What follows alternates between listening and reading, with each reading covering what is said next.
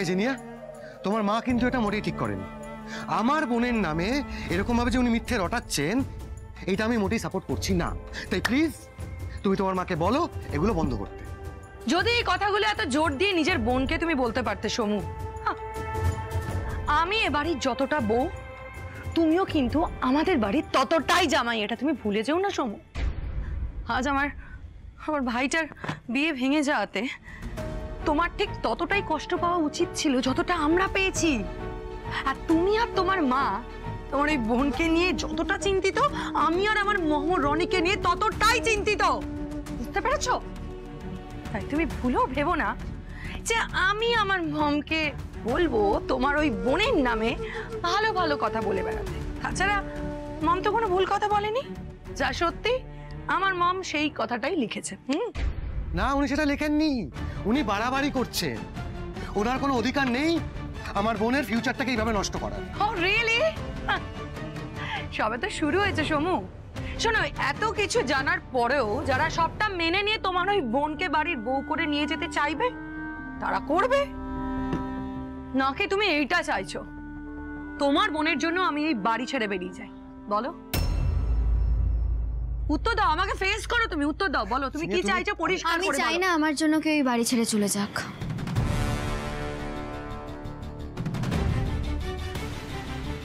Sorry বৌদি, বৌদি I am so sorry, তোমাদের ঝামেলার মাঝে আমার কথা বলা ঠিক হয়নি, কিন্তু যেহেতু আমাকে নিয়ে কথাটা হচ্ছিল তাই এই কথাটা না বলে আমি থাকতে পারলাম না।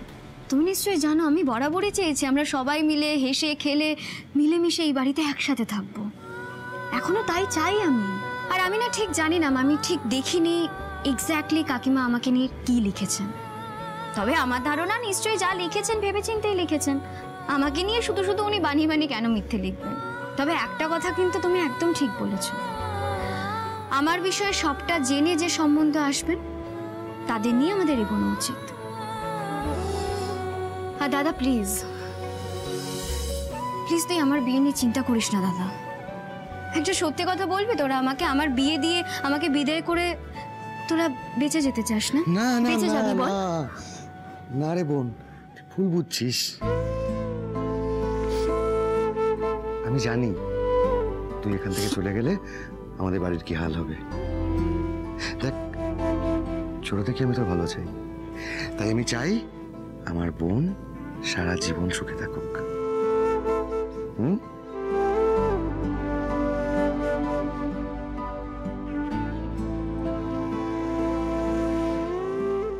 তাহলে চিন্তা করিস না আমার বিয়ে নিয়ে,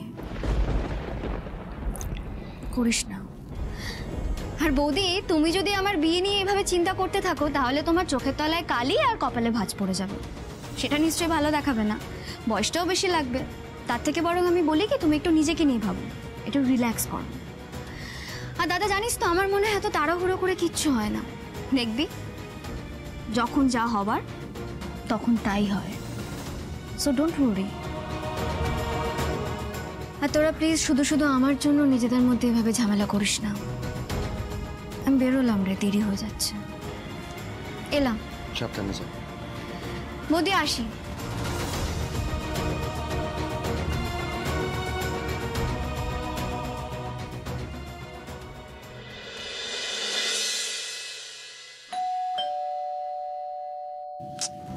আজকে যেন বাড়িতে লোক আসা ধুমই পড়ে গেছে। মা, ও মা, এখন কি কারোর আসার কথা ছিল নাকি? আমি দেখছি, তুই জাগিয়ে পড়।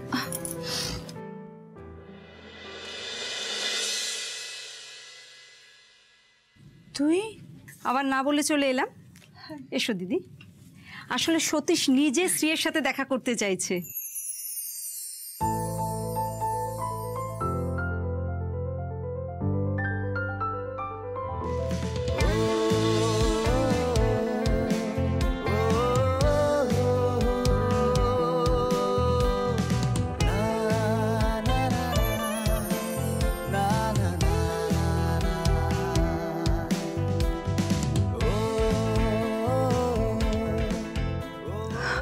মা, এ তো দারুণ ব্যাপার।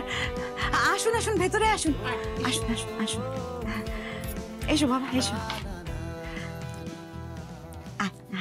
আসুন আসুন দিদি, এসো বাবা। সোমা করছিসটাকে, জায়গাটা ছাড়, প্লিজ বসুন না, বসুন বসুন বাবা, তুমি বসো বসো।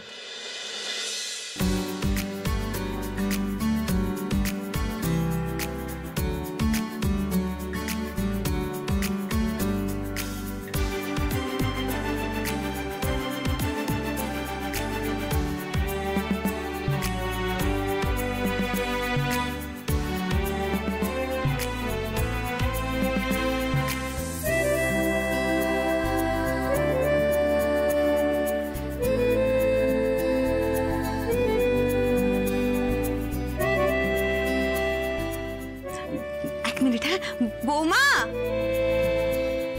ওমা শোনো না, বলছি যে একটু শরবত বানানো ওদের জন্য। সতীশ এসছে, শরবতটা বানাও। ও বা শুনছো? শোনো না, একটু বেরো বাইরে। আরে সতীশ আর সতীশের মা এসছে, এসো এসো, তো বলছিলাম না, এসো। কি গো বৌমা, হলো শরবতটা? ও দিদি, এখন একদম ওই সমস্ত আয়োজন করতে হবে না, আমরা কিচ্ছু খাবো না। সতীশের একটু তাড়া আছে, ও দেখা করে যেতে চাইলো, তাই এলাম। আচ্ছা ভালো করেছেন, আমি আলাপ করিয়ে দিই আমার হাজবেন্ড। আচ্ছা, আর আমার ছেলে। নমস্কার দাদা। নমস্কার। ইনি হলেন ওই শিউলির ননদের ছেলে, তোমায় বললাম না? বসুন না। আসলে ওর মতো এত বড় আর ভালো মনের ছেলে না আমি দুটো দেখিনি, সেটা আমি ওর সামনেই বলছি। ও এত বড় একটা চাকরি করে কিন্তু এতটুকু অহংকার নেই। না না, এ কি বলছো? আমার মনে হয় চাকরি বাকরি, গাড়ি ঘোড়া যাই হোক না কেন, মানুষের মধ্যে অহংকার থাকা উচিত নয়।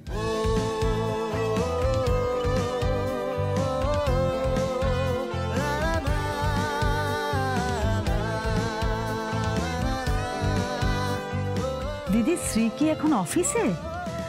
না মানে আজকে তো উইকেন্ড, সতীশের ছুটি, আর সতীশ অ্যাকচুয়ালি কালকে একটু বাইরে চলে যাচ্ছে, তাই আচমকা আসা।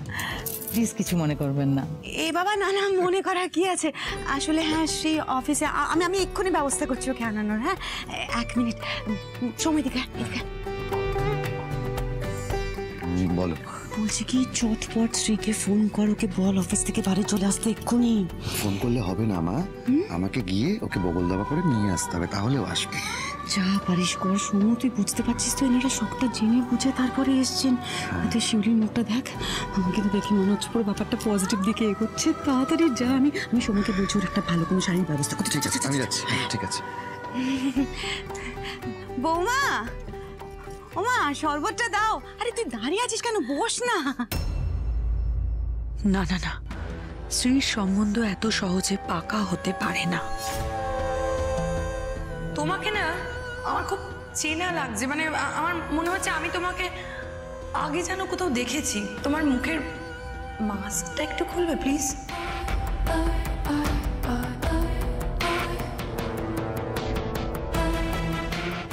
আমিও দেখব এই দেখা করার ইচ্ছেটা সতীশের ঠিক কতক্ষণ থাকে। এই শোরুমের সব থেকে বেশি সেল আমি দিই, এটা স্যারের সহ্য হচ্ছে না, তাই এসব বাজে বাজে কাজে আমাকে আটকে রাখতে চাইছেন। না না, ট্রান্সফার নিয়ে চলে যাব আমি, কিন্তু কি বা হবে, একটা রেকমেন্ডেশনের প্রয়োজন, তারপর তখন নন গ্র্যাজুয়েট বলে যা হওয়ার তাই হবে।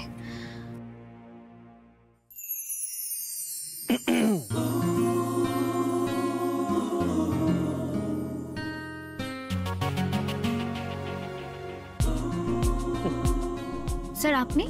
আরে আর আপনি না, উঠুন, এদিকে আসুন। আরে আসুন আসুন আসুন। কি হয়েছে? কি হয়েছে মানে? কংগ্রাচুলেশনস। আরে ধরুন ধরুন ধরুন। আরে আপনি না এত প্রশ্ন করেন, দাঁড়ান দাঁড়ান দাঁড়ান। মানে এসব কি?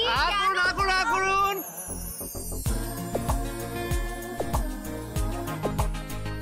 এবার বলুন, 3 cheers for Shri Majumdar. Hip hip.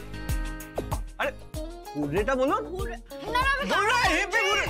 মানে এসব কি আমি বুঝতে পারছি না। আরে আপনি না বুঝতে পারছেন না মানে, কাল যে আপনি জিতলেন, আরে সেটা তো আমাদের সেলিব্রেট করতে হবে। আমি? আরে হ্যাঁ বাবা, কাল কাল যে আপনি ভালোবাসা নিয়ে স্পিচটা দিলেন না, সেটা এখনো আমার কানে বাজছে। আমার কি মনে হয় জানেন, সব সময় মানে ভ্যালেন্টাইন্স ডেতে আপনার এই স্পিচটা রেডিওতে, টিভিতে সব জায়গায় শোনানো উচিত। আর হ্যাঁ, শুধু তাই নয়, কলেজে সব প্রোগ্রামে আপনার স্পিচটা শোনানো উচিত। আর এটাও মনে হয় পৃথিবীতে যত ভাষা আছে সব ভাষায় আপনার স্পিচটা অনুবাদ করা উচিত। আর তারপরে যখনই কোনো প্রেমিক প্রেম করতে যাবে, এই স্পিচটা পড়বে, শুনবে, তারপর আরে না, আমি সত্যি বলছি, আরে আমি মন থেকে বলছি। দেখুন, আপনাকে মুখ বন্ধ রাখলে ভালো লাগে ঠিকই, কিন্তু এটা আমি না বলে পারছি না। আপনি খুব ভালো কথা বলেন, কথা বলার ক্ষমতা অসীম। আপনার না সেলসে কাজ করা উচিত ছিল।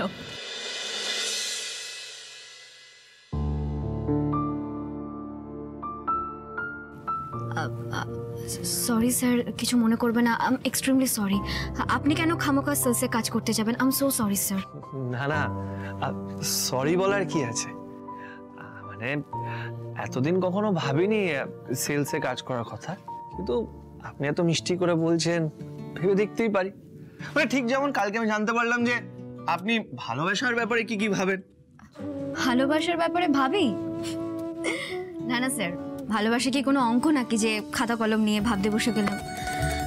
ভালোবাসা তো একটা অনুভূতি, একটা নিষ্পাপ অনুভূতি, কিন্তু সেই অনুভূতির ওপরেও কন্ট্রোল থাকা দরকার। মানে আমি বলতে চাইছিলাম, মানে আপনি বলতে চাইছেন ভালোবাসায় যেরকম ইঞ্জিন দরকার, স্টিয়ারিং আর ব্রেক দুটোই দরকার। স্টিয়ারিং আর ব্রেক। আপনার সমস্ত এক্সাম্পল গুলো গ্যারেজ থেকে উঠে আসে, তাই না? এটা কিন্তু বেশ বল, একদমই ঠিক বলেছেন স্যার। ভালোবাসাটা না অতটাও সোজা নয়। ভালোবাসতে গেলে চাই কমিটমেন্ট, সেই কমিটমেন্ট যেই কমিটমেন্টে চোখ বন্ধ করে ভরসা করা যায়।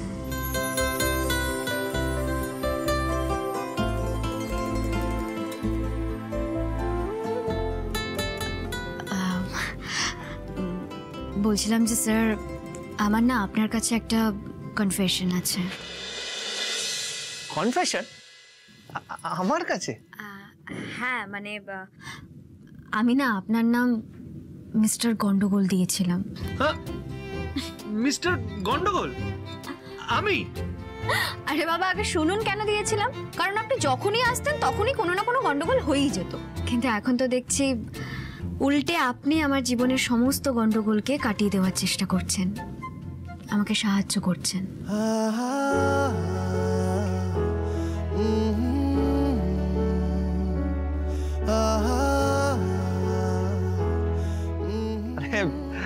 আপনি না মানে কেন যে এইসব ভাবছেন, মানে এইসব ভাবার কোনো দরকার নেই, বুঝলেন? এখন তো আমরা ফ্রেন্ডস, তাই না? কালকে আপনি বলেছিলেন, আর আমি এটাও জানি যে আপনি ভার্চুয়াল বন্ধুত্ব না,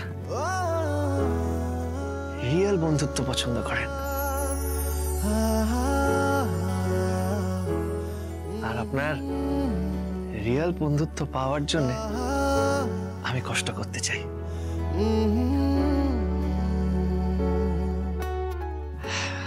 আপনি আমাকে একটু চিনুন, আমি আপনাকে একটু বুঝি, তারপরে দেখবেন আস্তে আস্তে আমরা ভালো বন্ধু হয়ে উঠবো, একদম রিয়েল ফ্রেন্ডস। কি ডিল?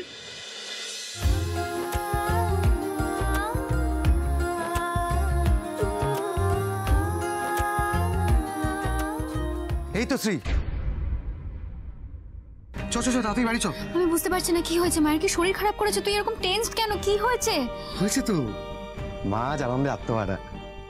আরে সকালের সেই সতীশ কথা হলো, ও তোর সাথে নিজে যেচে দেখা করতে চাইছে, একেবারে পাকা কথা বলে যাবে।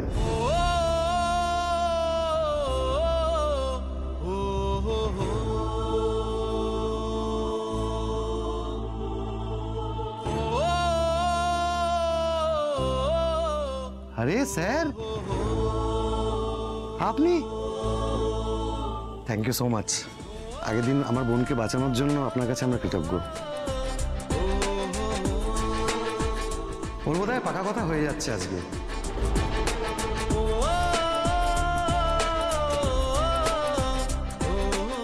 নিমন্ত্রণ পাবেন, বোন জানাবে আপনাকে, আসতে হবে কিন্তু। শ্রী চ, তোর ব্যাগ কোথায়? ব্যাগ দাদা শোন, এই তো দাদা আমার তোর সঙ্গে কথা আছে। হ্যাঁ কি বল? দাদা আমি যেটা একটা শুনবো কথা তো। বলতে চাই, এটা তুই আমাকে দে। আমি বুঝতে পারছি না এসব কি হচ্ছে। মানে মা বাবাকে আবার যেচে কষ্ট পেতে চাইছে আবার। আমি সকালে এতবার করে বুঝিয়ে এলাম, তারপরে এসব কেন? কি একটাও কথা না। মা আমাকে বলেছে তোকে হাত ধরে বাড়ি নিয়ে যেতে। চল তাড়াতাড়ি চল। আরে বাবা ওকে দেখে তো নেই। চল চল। তুই যা, আমি যাচ্ছি। চল। তুই যা।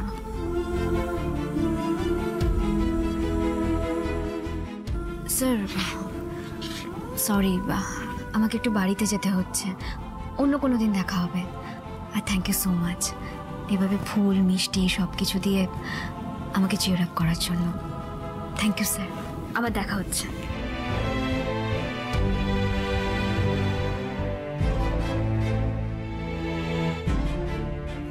ম্যানেজার ম্যাডামের বিয়ে, এ কি শুনলাম আমি?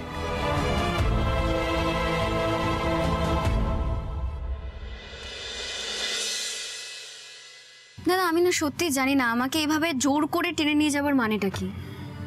না মানে দেখলে হাফ ডে হয়ে গেল, কতগুলো টাকা কাটা যাবে, পুজো এত খরচ, এত কিছু আছে, এ সময় সেই সব কিছু নিয়ে ভাবাটা বুদ্ধিমানের কাজ হতো না?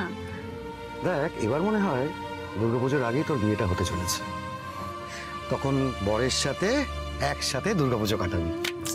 দাদা প্লিজ তোরা এক কাজ কর না, আগে ওনাদেরকে আমার বিষয়ে সবটা বলে দে, তারপর যদি ওনারা রাজি হয় আমি না হয় দেখা করব। না না একদম কিচ্ছু লুকোনো হয়নি, সমস্ত কিছু পরিষ্কারভাবে বলা হয়েছে যে আমার বোন নন গ্র্যাজুয়েট আর একজন সেলস গার্ল। দাঁড়া দাঁড়া দাঁড়া দাঁড়া দাঁড়া, তারপরেও ওনারা কিছু লুকোচ্ছেন না তো তোদের থেকে? মানে ঠিক করে খবর নিয়েছিস তো? আমি জানি না রে, মানে আজকালকার ছেলেদের একদম বিশ্বাস হয় না। তুই সকালে বলছিলিস না যখন যেটা হওয়ার সেটা হয়, এখন হয়তো এটাই হওয়ার। আর ছেলে তো আমাদের পরিচিতের মধ্যেই, শিউলি কাকিমার ননদের ছেলে। ছেলে হলো ইঞ্জিনিয়ার, বড় চাকরি করে, ভালো বাড়ি, আর দেখতে শুনতেও ভালো। সব দিক থেকে আমার পারফেক্ট ভগ্নিপতি। তোরও ভালো লাগবে দেখিস। সামনে থেকে না দেখে আমি কিছুই বিশ্বাস করবো না রে, দেখা যাক কি হয়।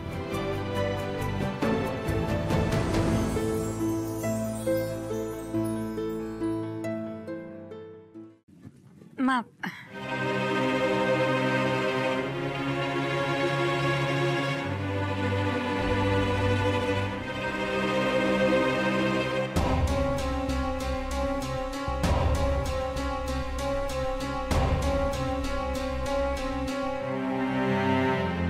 বৌমার চেঁচে চেঁচে এত কাজ করার লক্ষণ তো ভালো ঠেকছে না ঠাকুর।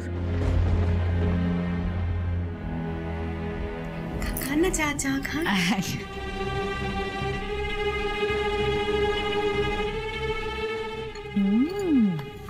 খুব ভালো, তুমি তো দারুণ চা বানাও বৌমা।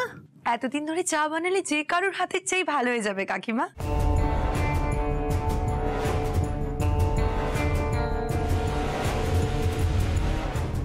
আসলে কি বলুন তো, আমাদের স্ত্রীকে দেখতে যখনই ছেলের বাড়ি থেকে লোকজন আসে তখনই চাটা আমি বানাই কিনা তাই।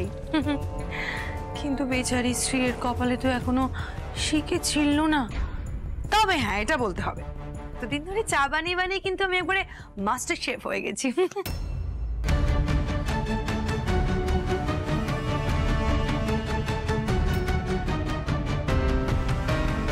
ভাগ্যিস অন্য সম্বন্ধগুলো হয়নি, নাহলে আজকে এখানে আমরা আসতেই পারতাম না। I feel I am very lucky যে আজকে আমি স্ত্রীর সাথে কথা বলতে পারবো।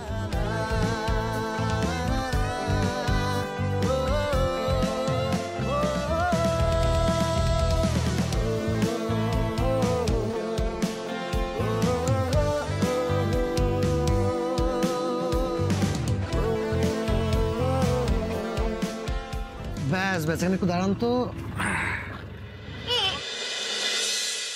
এখানে কেন দাঁড় করালি? বলছি সব বলছি কেন দাঁড় করালাম। চট করে নেমে আয়। আমি নামবো মানে? আয় না। কি করছিস দাদা? আমি কিছুই বুঝতে পারছি না রে। সব বুঝতে পারবি। এই নে এটা ধর, এটা মা পাঠিয়েছে, পম্পার বাড়ি গিয়ে চেঞ্জ করে আয়, আমার বলা আছে। এসব আবার কি? আমি জানি না রে, মা কেন? পাঠিয়েছে। আমি জানি না, মা পাঠিয়েছে, তুই তাড়াতাড়ি যা, চেঞ্জ করে ফাট করে চলে আয়।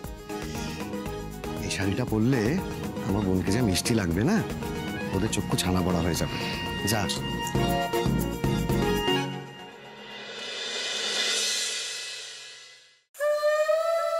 আমি আজ অবধি আমার মা বাবাকে লুকিয়ে কিছু করেছি? বাবা মাকে আমি ভগবান মানি। কি ভাবছো তুমি? আমি ওদেরকে লুকিয়ে এটা করছি? ঠিক বলেছেন, আমাদের স্ত্রীর মতো দুটো মেয়ে খুঁজে পাবেন না। খুব গুণী মেয়ে, খুব খাটিয়ে মেয়ে। আচ্ছা, আপনারা জানেন তো যে শ্রী সেলস গার্লের চাকরি করে?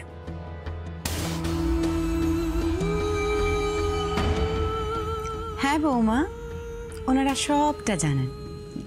আপনারা একটু ওয়েট করুন, হ্যাঁ শ্রী এক্ষুনি চলে আসবে।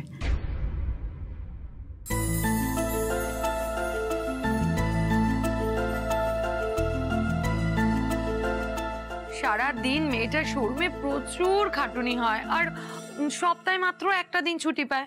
সেই অনুযায়ী মাইনেও না খুব একটা আহামরি কিছু পায় না। তবে হ্যাঁ, এই চাকরিটা কিন্তু আমাদের স্ত্রী অনেক পরিশ্রম করে নিজের চেষ্টায় পেয়েছে, তাই কোনোভাবেই স্ত্রী এই চাকরিটা কিন্তু ছাড়বে না। তবে হ্যাঁ, এই চাকরিটা ছাড়াও কিন্তু আমাদের স্ত্রী আরও একটা কাজ করে। Tiptop A to Z cleaning কোম্পানির নাম শুনেছেন তো? ওইখানে হাউসকিপিং এর কাজ করে আমাদের স্ত্রী।